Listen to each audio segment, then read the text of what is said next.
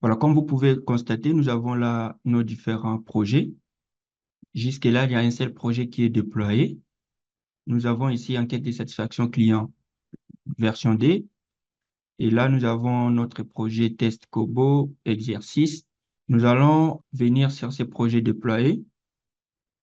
Et sur cette interface, nous sommes sur sommaire où nous pouvons voir le nombre de questions, ainsi de suite. De l'autre côté, nous pouvons aller dans Collect Data, par exemple pour le déploiement. Nous pouvons aller dans Partager ce projet, ce qu'on avait déjà fait dans les leçons précédentes. On peut aussi éditer, ça veut dire s'il y a d'autres questions qui doivent être ajoutées, il y a des modifications à faire, on peut venir là pour modifier notre formulaire. Ou encore, on peut venir sur Aperçu du formulaire, comme vous le savez, pour voir comment le formulaire se présente, comment les différentes questions se présenteront, que ce soit sur le terrain, ceux qui vont utiliser le smartphone avec Kobo Collect ou dans un navigateur. Comme il y a déjà des données pour notre formulaire, on se rend compte que là, on peut voir des données sous format tableau, rapport, galerie, téléchargement et puis carte. Et en bas, nous avons le détail sur le nombre les utilisateurs avec lesquels nous avons partagé ces projets. Et nous avons juste là les informations sur les soumissions. Il y a, pour les 7 derniers jours, il y a 5 soumissions au total.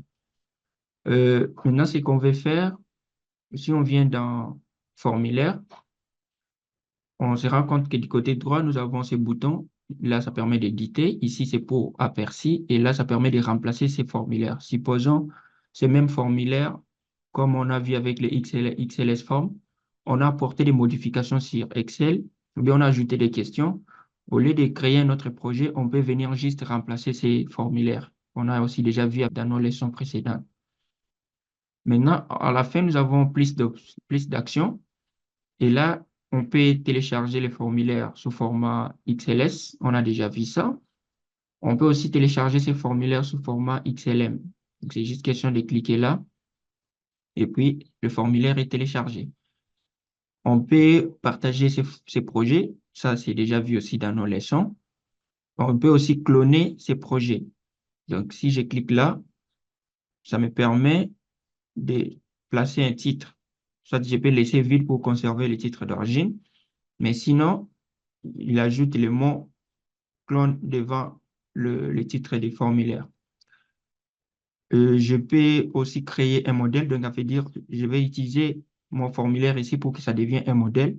Et dans le futur, je pourrais débuter d'autres projets partant de ces modèles. Donc pour ça, je clique sur créer un modèle et là, je clique sur créer. Donc voilà, maintenant, c'est placé dans ma bibliothèque. Si vous vous rappelez au début, dans nos leçons précédentes, on avait expliqué que dans la bibliothèque, c'est là où vous allez placer vos modèles, que ce soit des questionnaires, que ce soit des questions. Et lorsque vous créez de nouveaux projets, vous pouvez venir récupérer les informations dans vos modèles.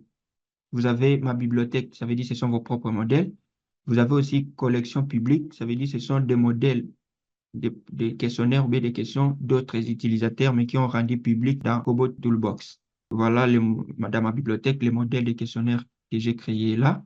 J'ai la possibilité d'éditer les différentes questions. Je peux modifier les coordonnées.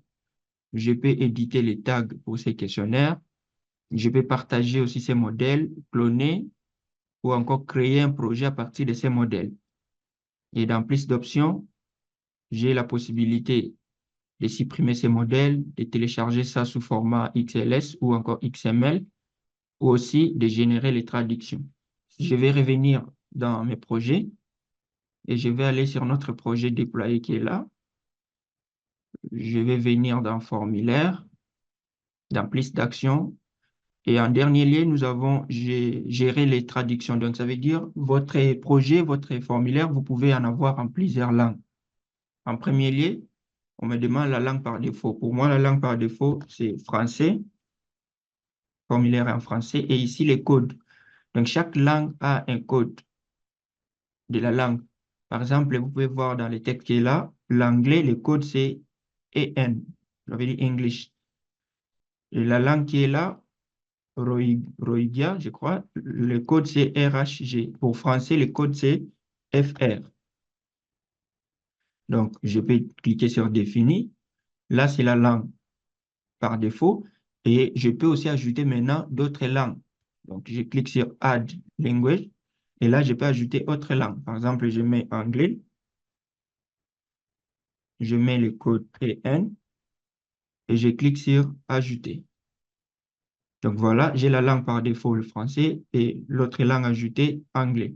Donc je peux ajouter autant de langues possibles. Et souvent, pour d'autres langues, vous pouvez importer des translations. Ça veut dire que vous pouvez le faire sur un fichier Excel. Et aussi, ça peut être des traductions automatiques à partir, par exemple, de Google ou autre plateforme. Donc si je clique sur Paramétrer les traductions, vous voyez qu'ici, Kobo me donne la possibilité. Là, j'ai mes questions en anglais, en français plutôt, la langue par défaut.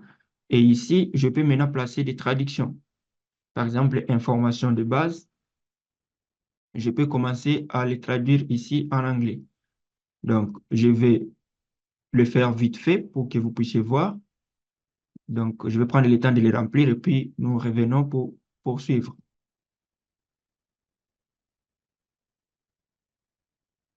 Voilà, comme vous pouvez le remarquer, nous avons traduit chaque question, chaque texte.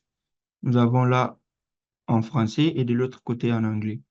Et après avoir fini, je clique sur sauvegarder le modification. Voilà. Mise à jour récit. Et là, je peux quitter cette interface. Donc, à présent, notre questionnaire a maintenant deux versions, en française et anglaise. Donc, je peux venir d'après visualiser. Il me dit qu'il y a un problème parce qu'il y avait une question là où, comme on a changé les titres, on doit aussi configurer. Pour ça, je viens sur éditer. Donc, le problème se pose juste au niveau des noms du client. On va aussi copier ça. On va faire ça.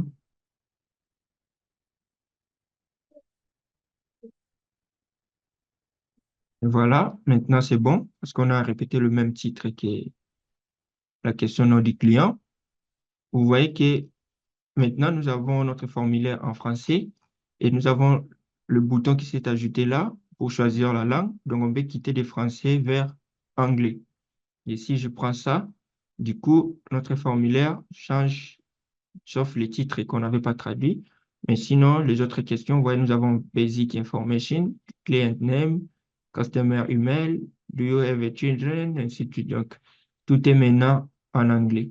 Donc, voilà comment on peut traduire son formulaire, avoir plusieurs langues. Supposons ceux qui vont utiliser le formulaire sur terrain ne parlent pas toujours français, vous pouvez avoir le formulaire en plusieurs langues.